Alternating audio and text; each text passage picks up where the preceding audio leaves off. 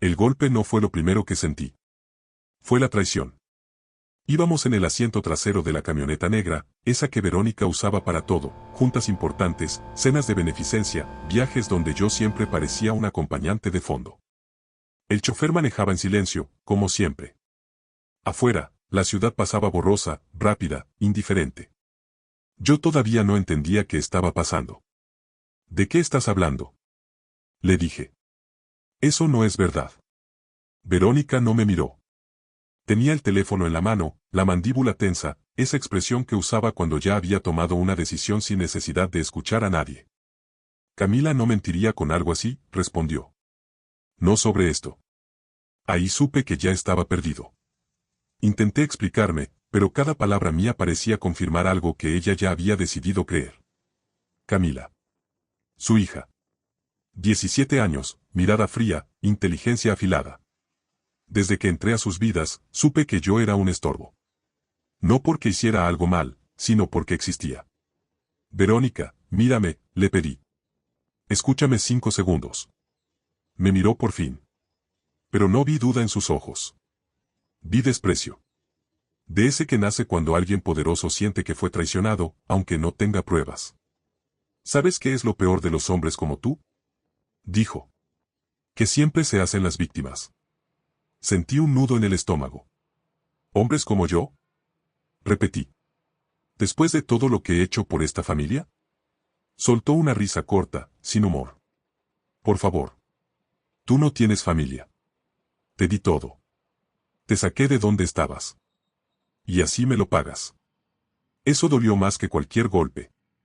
Porque no era verdad, pero tampoco era nuevo. Siempre había estado ahí, flotando entre nosotros, la idea de que yo debía gratitud eterna por haber sido aceptado en su mundo. La camioneta redujo un poco la velocidad por el tráfico. Fue entonces cuando ella dijo la frase que todavía me despierta por las noches. Bájate. Creí que no había escuchado bien. ¿Qué?, pregunté. Que te bajes, repitió. Ahora. Verónica, estamos en movimiento. No me importa. El chofer miró por el retrovisor. Dudó. Ella levantó la voz. Abre la puerta. Todo pasó muy rápido después de eso. El clic del seguro. El aire entrando de golpe. Mi cuerpo reaccionando antes que mi cabeza. Esto es una locura, alcancé a decir. Estás creyendo mentiras. Bájate, repitió. No quiero volver a verte. Sentí la mano de ella empujándome. No con fuerza desesperada, sino con determinación. Como quien tira algo que ya no quiere cargar. El asfalto apareció de golpe. El mundo se volvió ruido. Rodé. Sentí el ardor en los brazos, el golpe seco en la espalda, el aire saliéndome del pecho como si alguien me lo hubiera arrancado. La camioneta siguió avanzando. No frenó. No volvió. Me quedé tirado unos segundos, sin saber si estaba vivo o muerto. La gente alrededor gritaba. Alguien se acercó. Alguien más llamó a una ambulancia. Yo solo pensaba en una cosa. Ella no dudó. Ni un segundo. En el hospital me limpiaron las heridas. Nada roto, dijeron. Suerte. Yo no me sentía afortunado. Tenía el teléfono destrozado. La cartera vacía. La ropa rota. Y una certeza nueva clavada en el pecho. 3 semanas atrás, mi esposa rica me había tirado de un vehículo en movimiento, porque decidió creer las mentiras de su hija antes que mirarme a los ojos. Esa noche nadie fue por mí. Ni una llamada. Ni un mensaje. Ni una pregunta. Y ahí, acostado en una camilla fría, entendí algo que me negué a aceptar durante años.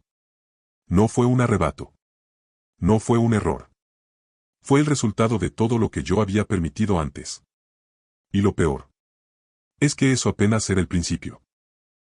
La ambulancia me dejó en la entrada del hospital como si yo fuera un trámite más. Nadie preguntó quién debía venir por mí. Nadie asumió que alguien lo haría. Firmé papeles con la mano temblando, todavía mareado, todavía intentando entender cómo una discusión había terminado con mi cuerpo contra el asfalto. Me sentaron en una silla de plástico, bajo una luz blanca que hacía ver todo más crudo. Me limpiaron la sangre de los brazos, me vendaron las rodillas, revisaron mi espalda. Tuviste suerte, dijo el médico. Esa frase me dio rabia. Suerte era otra cosa. Suerte era que alguien dudara antes de empujarte. Suerte era que alguien preguntara tu versión. Pedí un teléfono prestado para llamar a Verónica. No contestó. Llamé otra vez. Buzón.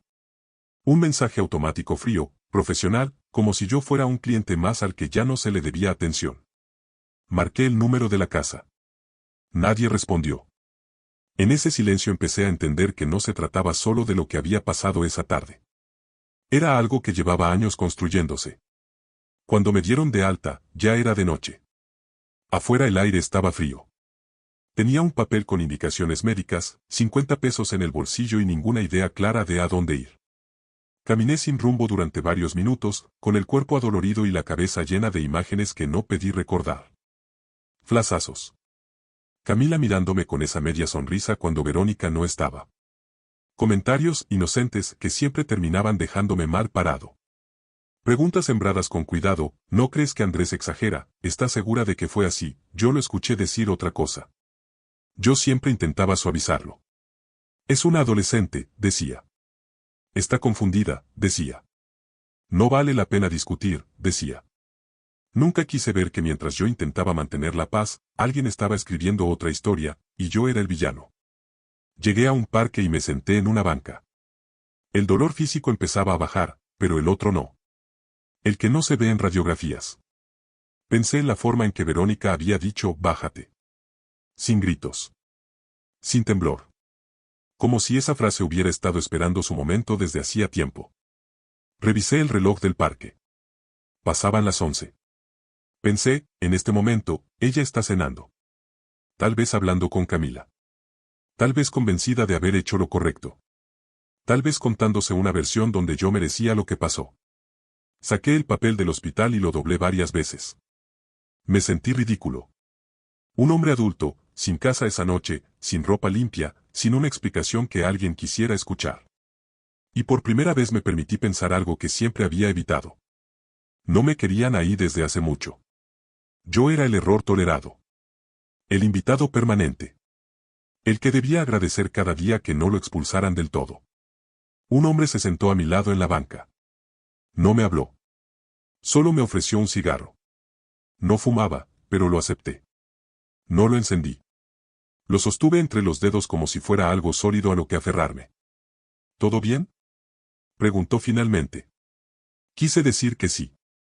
Era lo que siempre hacía. Pero esa noche no pude. No, respondí. Nada está bien. Asintió, como si no hiciera falta más explicación. Se levantó y se fue. Ese gesto simple, sin juicio, me sacudió más que cualquier discurso. Esa noche dormí en un pequeño hotel barato. El recepcionista ni siquiera levantó la vista cuando pagué. Me miré en el espejo del baño, moretones, raspones, los ojos cansados. Y ahí, frente a ese reflejo que ya no podía negar, me hice una promesa silenciosa. No sabía todavía cómo. No sabía cuánto iba a doler. No sabía que iba a perder en el camino. Pero supe algo con claridad brutal. Nunca más iba a rogarle a nadie que me creyera. Porque cuando una persona te empuja fuera de su vida, no siempre lo hace con palabras. A veces lo hace con una puerta abierta y el mundo en movimiento.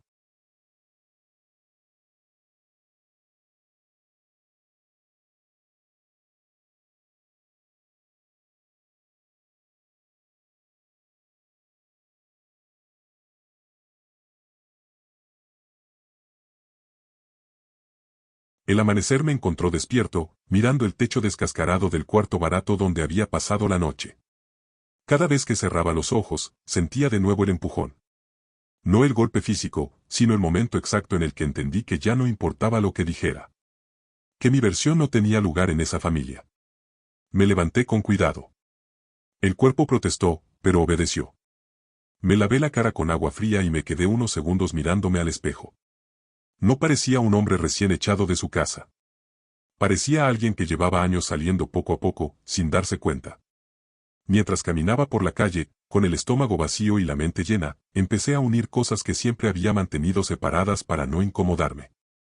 Pequeños momentos que, vistos juntos, ya no eran pequeños. La primera vez que Camila dijo algo raro sobre mí fue hace casi 3 años. Una cena. Una broma lanzada al aire. Mamá, ¿no te molesta que Andrés siempre llegue tarde?, había dicho, mirándome de reojo. Yo había llegado 10 minutos después de ellas, por trabajo. Nada grave. Pero Verónica frunció el ceño. Yo me disculpé. Camila sonrió. Después vinieron los comentarios sobre dinero. Sobre decisiones. Sobre mi pasado.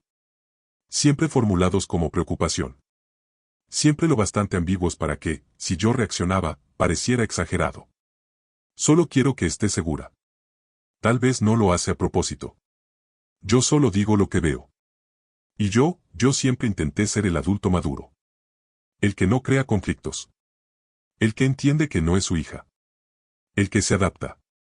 Lo que no entendí es que adaptarme significaba encogerme. Caminé hasta un café barato y pedí lo mínimo. Mientras esperaba, encendí el teléfono viejo que había logrado reparar esa mañana en una tienda de empeños. Tenía mensajes atrasados. Ninguno de Verónica. Ninguno de Camila. Pero sí uno que me heló la sangre. Era de Laura. La hermana menor de Verónica. Necesito hablar contigo. No es seguro hacerlo desde la casa. Me senté de golpe. El café tembló sobre la mesa. Laura nunca se metía. Nunca tomaba partido. Siempre había sido la neutral. Si ella estaba escribiéndome ahora, después de lo ocurrido, significaba que algo más se estaba moviendo debajo de la superficie. Le respondí de inmediato. Acordamos vernos esa misma tarde, en un lugar lejos de la casa familiar. Mientras esperaba la hora, una mezcla de miedo y expectativa me revolvía el estómago. Parte de mí quería que todo fuera un malentendido. Que Laura dijera que Verónica estaba alterada, que Camila exageró, que todo se arreglaría con una conversación. Otra parte, más cansada, sabía que no sería así. Que cuando alguien te empuja con esa facilidad, no es por un solo evento. Llegué al lugar antes que ella. Me senté en una mesa del fondo, mirando la puerta. Cuando Laura entró, no me saludó con un abrazo. Se sentó frente a mí y bajó la voz. No sé cómo decirte esto sin que duela, empezó. Asentí. Ya estaba doliendo. Camila no solo habló contigo mal, continuó. Lleva meses diciéndole cosas a mamá. Cosas específicas. Situaciones que nunca pasaron. Conversaciones inventadas. Sentí un frío recorrerme la espalda. ¿Por qué? Pregunté. ¿Qué gana con eso? Laura apretó los labios. Control, dijo. Y atención. Tú eras el obstáculo. Todo empezó a encajar. No como una explosión, sino como un rompecabezas que por fin mostraba la imagen completa. Yo no había perdido la confianza de Verónica de un día para otro. La habían erosionado, palabra por palabra, duda por duda. Hay algo más, dijo Laura, dudando. Camila te grabó una vez. Cortó el audio. Lo editó. Lo mostró como si tú hubieras dicho otra cosa. Me quedé en silencio. No porque no tuviera que decir, sino porque por primera vez entendí que lo que enfrentaba no era un malentendido familiar. Era una manipulación consciente. Verónica no quiso ver pruebas, continuó. Solo escuchó lo que confirmaba lo que ya empezaba a creer. Ahí estuvo la verdad más dura. No bastaba con que Camila mintiera. Alguien tenía que querer creerle. Cuando nos despedimos, Laura me miró con culpa. Lo siento, dijo. Debí hablar antes. Asentí. No la culpaba. Yo también había callado antes. Caminé de regreso al hotel con una certeza nueva, pesada, pero clara, no me habían echado solo por una mentira. Me habían echado porque ya no encajaba en la historia que ellos querían contar. Y ahora que la verdad empezaba a asomarse. Sabía que no todos iban a querer escucharla.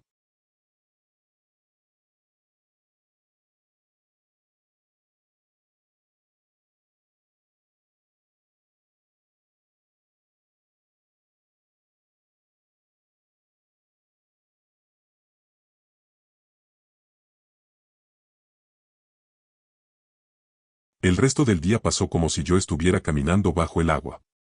Todo sonaba lejano, amortiguado. Las palabras de Laura se repetían en mi cabeza con una claridad cruel. Grabaciones editadas. Historias sembradas. Dudas fabricadas. No era una pelea doméstica. Era una campaña silenciosa. Y yo había sido el objetivo desde el principio. Volví al hotel al anochecer. Cerré la puerta con llave y me dejé caer en la cama sin quitarme los zapatos. El cuerpo estaba agotado, pero la mente no se apagaba. Recordé cada discusión con Verónica en los últimos meses. Como siempre terminaban igual, yo explicando, ella escuchando a medias, y Camila apareciendo después con una versión más completa de los hechos. Yo me iba a dormir pensando que había exagerado. Que quizá había dicho algo mal. Que debía cuidar mis palabras. Nunca pensé que alguien estuviera recortándolas. Encendí el teléfono viejo. Revisé correos, mensajes, archivos. No esperaba encontrar nada, pero necesitaba hacer algo con las manos. Fue entonces cuando vi un mensaje antiguo de Camila que nunca había abierto del todo. Un audio corto, enviado meses atrás, cuando Verónica estaba de viaje. Lo escuché por primera vez con atención real. No decía nada grave. De hecho, parecía inofensivo. Pero noté algo que antes no había notado, el corte abrupto. La respiración cortada. Un silencio extraño al final, como si alguien hubiera detenido la grabación antes de tiempo. Pensé en lo que Laura había dicho. Editó un audio. Sentí un escalofrío. Busqué más. Encontré mensajes borrados parcialmente. Capturas de pantalla recortadas. Frases sacadas de contexto. Todo estaba ahí, pero yo no lo había querido ver. Porque ver significaba aceptar que mi lugar en esa casa nunca fue seguro. Mi mente viajó más atrás. Al principio de mi relación con Verónica. Al encanto, a la admiración mutua, a la promesa implícita de que yo era distinto a los hombres que ella había conocido antes. Más tranquilo. Más confiable. Y quizá ahí estuvo el error. Confundí calma con invisibilidad.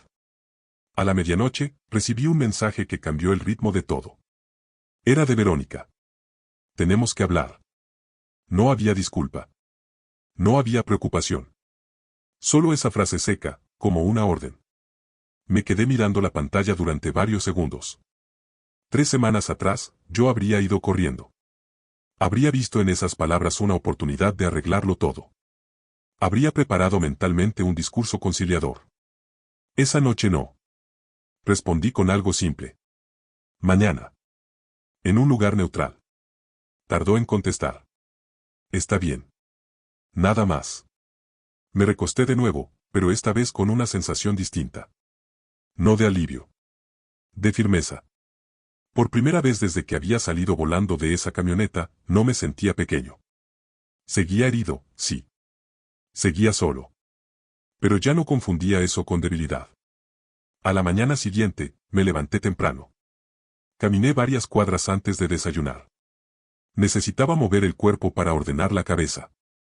Pasé frente a vitrinas donde se reflejaba mi imagen, un hombre con raspones visibles, ropa sencilla, mirada cansada. No parecía alguien con poder. Pero por dentro, algo se había reacomodado. Llegué al café acordado antes que ella. Elegí una mesa donde pudiera verla entrar. No quería sorpresas. Cuando Verónica apareció, vestida impecable como siempre, miró alrededor antes de verme. Al encontrarme, su expresión cambió. No era rabia. Era desconcierto. Se sentó frente a mí sin saludar. Esto se nos fue de las manos, dijo. No respondí de inmediato. La dejé hablar. Camila está muy afectada, continuó. Dice que tú la estás acusando con mi hermana. Ahí estaba. No, ¿qué pasó? No, ¿cómo estás? No te empujé de un auto. Solo consecuencias. No la estoy acusando, respondí finalmente. Estoy escuchando cosas que deberían haberse dicho antes. Verónica apretó los labios. Siempre te pones en ese papel, dijo. El del hombre incomprendido. La miré fijo. ¿Y tú en cuál te estás poniendo? Pregunté. ¿En el de la mujer que no quiso escuchar antes de empujar? Por primera vez, se quedó en silencio. No supe en ese momento cómo terminaría todo. Pero supe algo más importante, ya no estaba dispuesto a cargar con culpas que no eran mías. Y esa decisión, aunque silenciosa, iba a cambiarlo todo.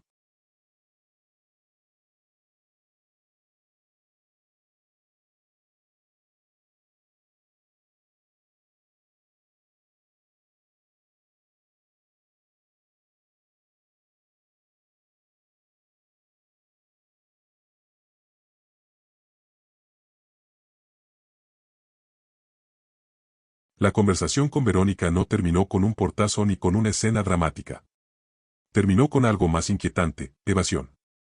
Cuando una persona no puede sostener la mirada porque sabe que ya no controla el relato, empieza a retroceder sin admitirlo. No voy a discutir esto aquí, dijo al final. Camila es mi hija. Yo confío en ella. Asentí despacio. No porque estuviera de acuerdo, sino porque entendí que ese era el límite. No el mío. El de ella. Eso ya lo sé, respondí. Lo que no sabes es el precio que estás pagando por no cuestionarlo. Se levantó sin responder. Dejó dinero sobre la mesa, como si eso cerrara algo. La vi alejarse con la espalda recta, impecable, como siempre. Y por primera vez, no sentí el impulso de alcanzarla.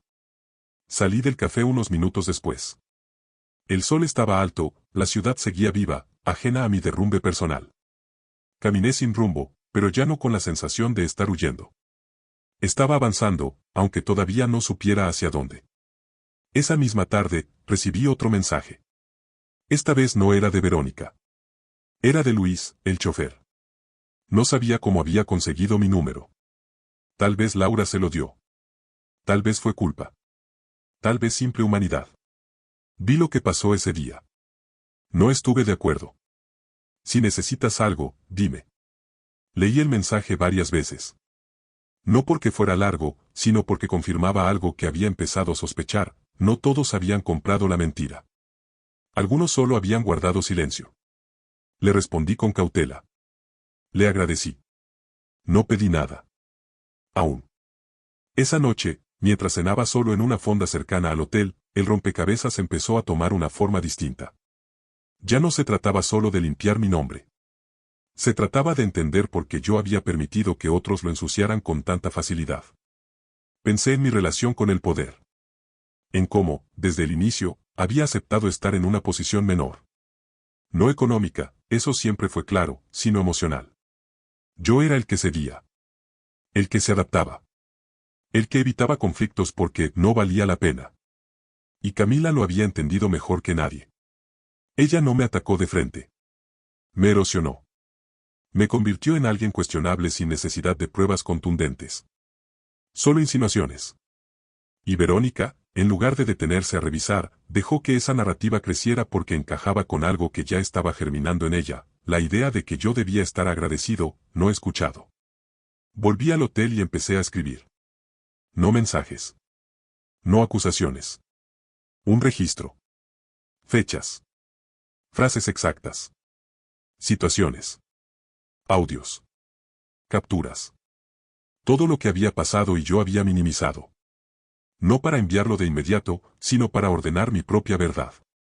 Mientras escribía, algo curioso ocurrió, la rabia se fue diluyendo. No desapareció, pero dejó de dominarme. En su lugar apareció claridad. Y con ella, una decisión más grande que cualquier confrontación. No iba a mendigar justicia emocional. No iba a suplicar que me creyeran. Iba a poner la verdad donde correspondía, y luego elegir. A medianoche, llegó otro mensaje de Verónica. Camila está muy mal. Dice que la estás atacando. Respiré hondo antes de responder. No la estoy atacando. Estoy dejando de mentirme. No hubo respuesta.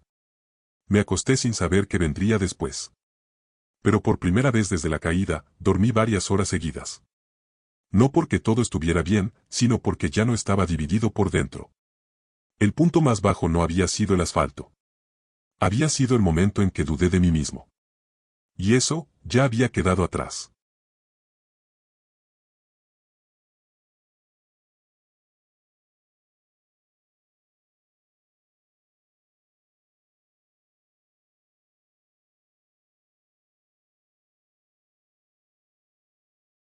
La mañana siguiente empezó con una llamada que no esperaba. No era Verónica. Era un número desconocido. Dudé unos segundos antes de contestar. ¿Andrés? Dijo una voz masculina, insegura. Soy el abogado de Verónica. No me sorprendió. En su mundo, cuando las emociones se complican, entran los intermediarios.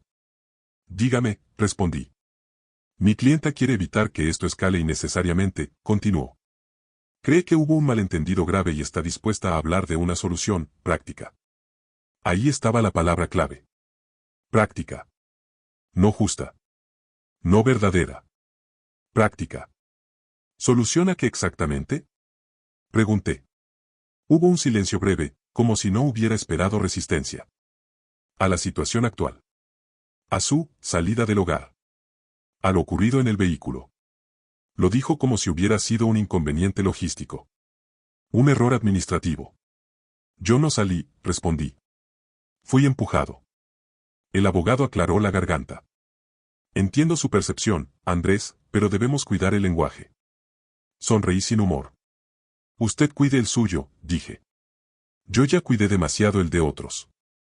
Colgué antes de que pudiera seguir. No porque ganara algo con eso, sino porque entendí que el terreno había cambiado. Ya no estaban hablando desde la certeza. Estaban tanteando. Midiendo hasta dónde podían llegar sin que yo reaccionara. Minutos después, llegó un mensaje de Laura. Camila está nerviosa. Empezó a contradecirse. Leí eso varias veces. No sentí satisfacción. Sentí algo más incómodo, confirmación. La mentira, cuando se sostiene sola, empieza a gritarse. Salí del hotel ese día con una sensación distinta. No era esperanza. Era preparación. Caminé hasta un lugar tranquilo y llamé a Luis. Gracias por escribir, le dije. Tal vez si necesite algo. Nos encontramos esa tarde. Luis no era un héroe. Era un hombre común, cansado de ver injusticias ajenas desde el asiento delantero. Me contó lo que había visto ese día con la precisión de alguien que ya había repetido la escena muchas veces en su cabeza. Ella gritó, dijo. Dijo que te bajaras. Yo frené un poco, pero no del todo. Pensé que ibas a salir por tu cuenta, y entonces ella te empujó. Tragué saliva. ¿Camila estaba ahí? Sí, respondió. No dijo nada. Solo miraba. Eso fue lo que más me golpeó. No la mentira activa, sino la pasividad calculada. Saber que había presenciado todo y aún así había sostenido su versión después. Luis aceptó algo que no esperaba, dejar constancia de lo ocurrido si era necesario. No por mí, dijo, sino porque no podía seguir fingiendo que no había visto nada. Cuando me despedí de él, sentí una mezcla de alivio y tristeza. Alivio por no estar loco. Tristeza porque todo esto pudo evitarse si alguien hubiera hablado antes. Esa noche, Verónica volvió a escribir. Tenemos que resolver esto ya. La frase ya no tenía el mismo peso. Antes, habría corrido. Ahora, la leí como lo que era, urgencia disfrazada de autoridad. Respondí con calma. Estoy de acuerdo. Pero no en tus términos. Pasaron varios minutos antes de que llegara la respuesta. ¿Qué quieres? Miré el mensaje largo rato. Pensé en todo lo que había perdido en esas semanas. En lo que todavía dolía. Y en lo que, por primera vez, estaba recuperando. La verdad, escribí. Y después, decidir. No hubo respuesta inmediata. Me senté en la cama, mirando mis manos vendadas. Pensé en la camioneta, en el empujón, en el silencio posterior. Y entendí que el poder no siempre cambia de manos con gritos o amenazas. A veces cambia cuando alguien deja de pedir permiso para existir.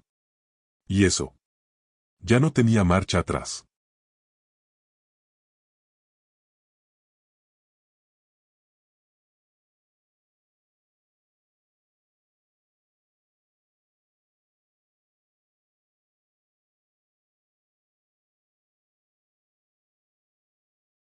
La reunión se fijó para 2 días después, en una oficina que Verónica solía usar para asuntos delicados.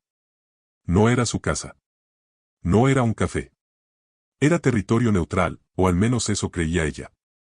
Para mí, ya no importaba el lugar. Importaba no volver a encogerme. Llegué antes de la hora. No por ansiedad, sino por decisión. Quería entrar caminando, no reaccionando. Me senté, respiré, repasé mentalmente todo lo que ya no estaba dispuesto a negociar. Cuando Verónica entró, no venía sola. El abogado caminaba un paso detrás. Camila llegó después, con los brazos cruzados, el rostro tenso, pero sin rastro de culpa. Me miró apenas, como si yo fuera una molestia que ya debería haber desaparecido. Nos sentamos. Nadie ofreció agua. Nadie preguntó cómo estaba. El abogado fue directo. Queremos cerrar este capítulo de la manera menos dañina para todos. ¿Para todos? ¿Quiénes? Pregunté. Verónica me lanzó una mirada seca. No hagas esto más difícil, dijo. Ya fue suficiente. Esa frase me hizo sonreír. No con ironía, sino con claridad.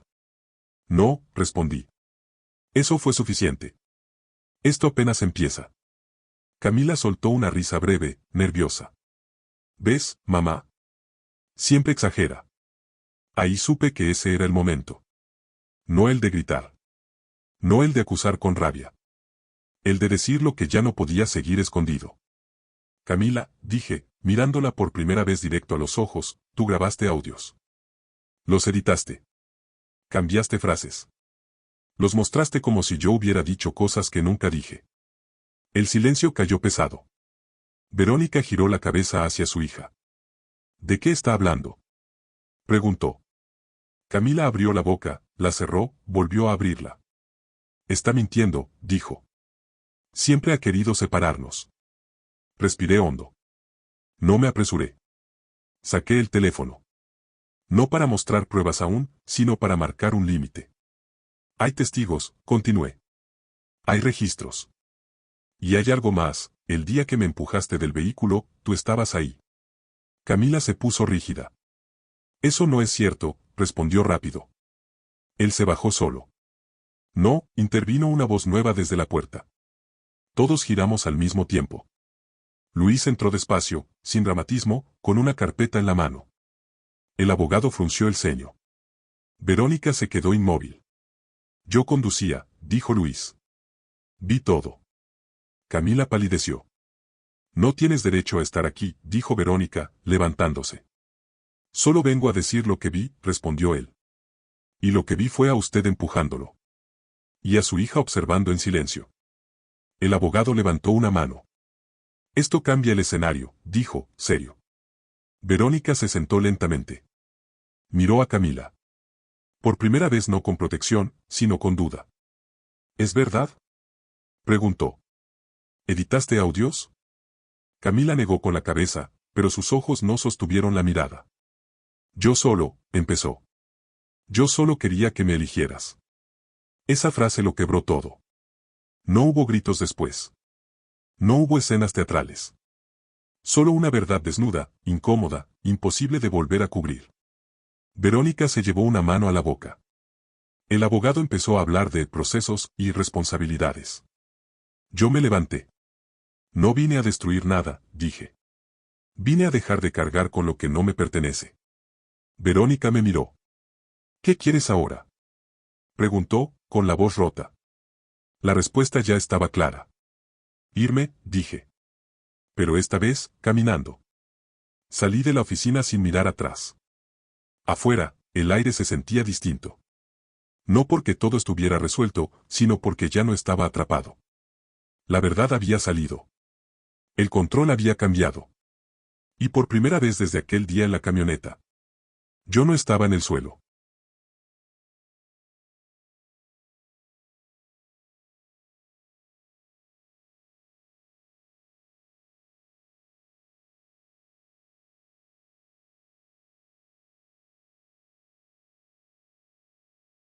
El cierre no llegó con un castigo ejemplar ni con una escena grandiosa. Llegó con algo mucho más definitivo, la libertad.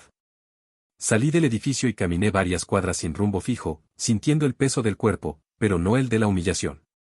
Ese se había quedado atrás, en esa oficina, junto con las mentiras que ya no me pertenecían. No volví a la casa. No empaqué nada. No reclamé objetos. Entendí que todo lo que había dejado ahí era reemplazable, excepto una cosa, mi dignidad. Y esa la llevaba conmigo. Días después, el abogado volvió a llamar. Habló de acuerdos, de evitar problemas legales, de compensaciones. Escuché con calma. Agradecí. Dije que no.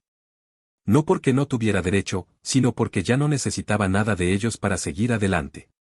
Verónica intentó comunicarse una última vez. No para disculparse del todo, sino para explicarse. Para decir que estaba confundida, que todo se le había salido de control, que no era su intención.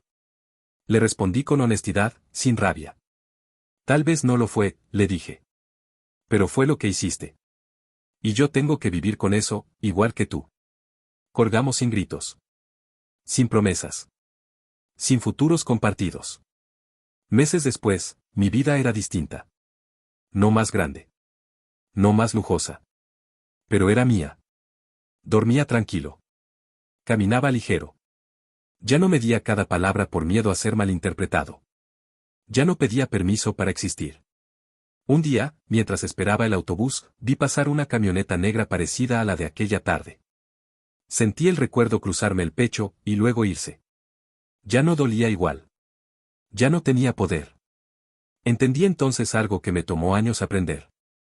No fue el empujón lo que me destruyó. Fue todo lo que toleré antes de ese momento. Y también entendí algo más importante todavía. No fue la caída lo que me salvó. Fue levantarme sin pedir perdón por hacerlo. Hoy no sé qué será de Verónica. No sé si Camila aprendió algo. No sé si algún día admitirán la verdad completa. Pero sí sé esto. Nunca más permitiré que alguien me quite la voz. Ni que me convenza de que merezco el asfalto. Porque hay caídas que no te rompen. Te despiertan. Y yo desperté justo a tiempo.